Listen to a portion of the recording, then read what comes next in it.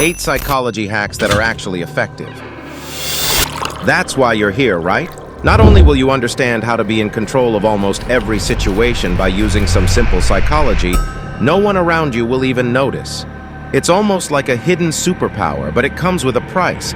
All of these tactics can be, let's say, less than ethical. Nothing you learn here is illegal, but it probably should be. As this video goes on, these tricks get more and more effective, but also more dangerous. If you consider yourself a good person, this video probably isn't for you. But if you really want to be in control, keep watching what actually happens to make these tricks and tactics work. It's not magic. It's simply applying the ability to make observations and exploit humans' natural urges and responses to emotion. For instance, if you want someone to reveal more than they mean to, stop moving and slow down your blinking. This is called the freeze effect in psychology. Studies show that stillness combined with a steady gaze creates psychological tension, forcing others to overthink their words. Let's say you suspect your partner might be lying about where they were last night. They say, "I was just out with girlfriends." Really nothing big. Instead of reacting, freeze. Hold eye contact, slow your blinking, and stay completely still. The pressure will build, and they'll feel compelled to fill the silence. Why is this so effective? Stillness and slowed blinking mimic the behavior of predators in the wild, calm, focused, and in control. This creates invisible pressure that forces others to over-explain, giving you the upper hand. But what if you want someone to trust you and open up? It's simple. Reflect their words, but with a touch of empathy. Psychologists agree that this creates an instant emotional connection by making them feel understood. For example, your friend you have feelings for just went through a breakup and says, "I feel like I wasn't good enough for them." Instead of trying to cheer them up or fix it, echo back, "You feel like you weren't good enough." They'll feel validated and naturally share more. "Yeah, I always felt like I had to try too hard." Now you've created a space for them to confide in you. Humans are wired to seek validation. By mirroring their words, you signal that you're tuned into their emotions, which deepens trust and encourages vulnerability. And finally, before we get into even more toxic tactics, if you want someone to agree to something they wouldn't normally consider, start with an exaggerated request. This primes them to see your real ask as more reasonable.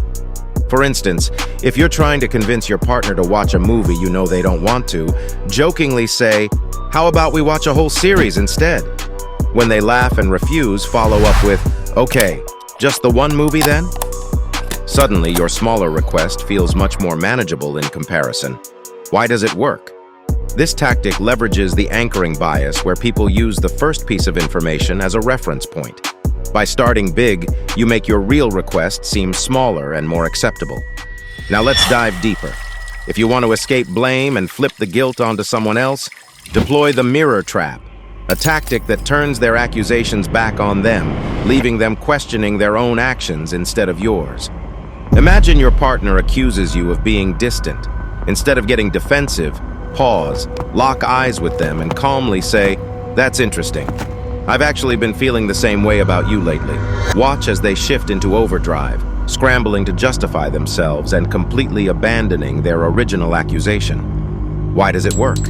Humans instinctively protect their self-image, especially when it's under attack. By reflecting their accusation back, you exploit this reflex, forcing them to defend their actions while the spotlight quietly slips off of you.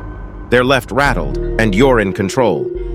Now, what if you need to get out of a tough situation? If you want to avoid blame or suspicion, redirect attention to someone else by planting seeds of doubt about their behavior or intentions. Imagine your boss questions why an important deadline was missed. Instead of taking responsibility, say, "I did my part on time. I wonder if Sarah's delays affected the schedule." By the time they investigate, Sarah's reputation could be on the line, and the blame has completely bypassed you. Humans are naturally suspicious, especially under stress. Redirecting their focus onto someone else allows you to dodge accountability while appearing cooperative. The consequences for Sarah? That's no longer your problem.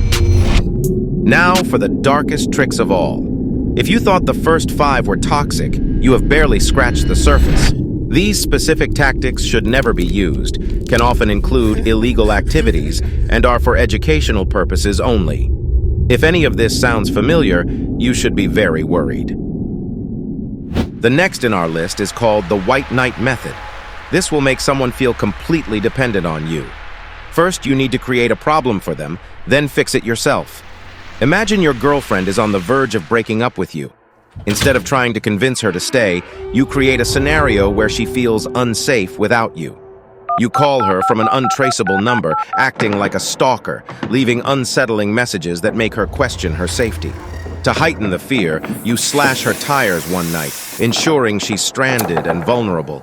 Then, you show up, calm, protective, and seemingly unaware of the danger. What's going on? Someone's threatening you? Don't worry, I'll handle this. You stay close, offering your support while subtly amplifying her fear. Once the threats mysteriously stop, her relief is tied directly to your presence. The very idea of losing you now feels unthinkable. She's completely dependent on you for her sense of security. Why does it work? Fear is a primal driver of dependency. By orchestrating chaos and stepping in as the savior, you shift the balance of power in your favor. Her brain rewires itself to associate safety with you, trapping her in a cycle of reliance while erasing her initial doubts about the relationship. If you want to control someone's behavior, make them believe they're already being judged by someone who has the power to ruin them. Imagine you're in a workplace where a colleague is on the brink of landing a promotion, and you're determined to keep them from getting it. Instead of confronting them directly, you subtly stir the pot. Casually say, "I overheard a few of the higher-ups talking about you. They're concerned that you've been coming off a little too aggressive lately.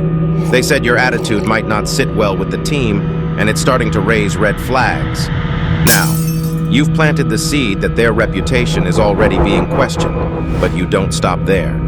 A few days later, when they're not looking, you send an anonymous email to HR, anonymously accusing them of creating a toxic work environment, citing the same behavior you fabricated.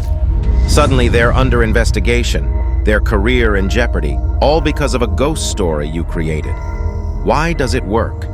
People fear the judgment of those in power more than anything. By creating an invisible critic with real consequences, like a promotion slipping away or a reputation being tarnished, you can make someone bend to your will. You manipulate their every move, forcing them to walk on eggshells while you pull the strings in the background.